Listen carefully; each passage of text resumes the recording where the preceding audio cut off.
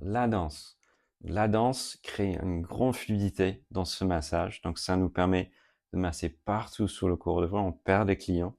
C'est notamment très bien pour les transitions, pour masser les différentes parties du corps, et à la fois, ça ramène une certaine pression pour travailler des tendons des tissus.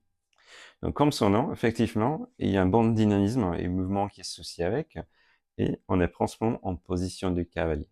En position de cavalier, j'ai une ligne symétrique ici, j'ai le bassin qui est légèrement ouvert, et du coup, comme ça, quand je travaille, on voit que au niveau de mon bassin, de mon dos, c'est bien aligné, donc il n'y a pas une présence d'une rotation du dos.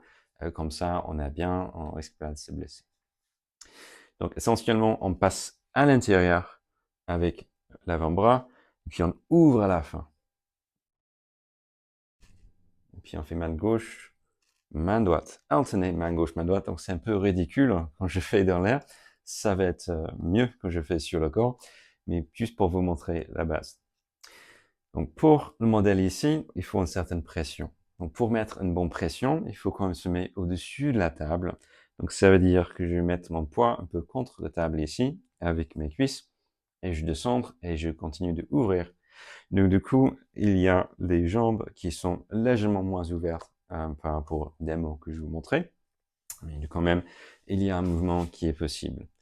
Donc inclination des avant-bras en mettant un appui plutôt avec ces zones-là. Ça va être un peu variable, des fois ça peut être ici, ça dépend un peu de la pression que vous souhaitez faire ou sur quelle partie du corps.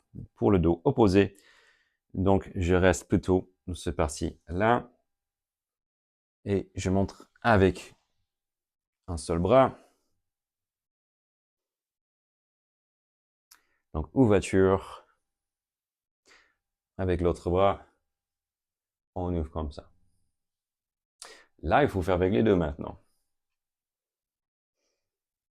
Et donc, quand je pars avec un bras, avant que je sois terminé, il y a juste l'autre main qui part dans le sens opposé. Et du coup, ça fait un type d'étirement par force qu'il y a un léger décalage.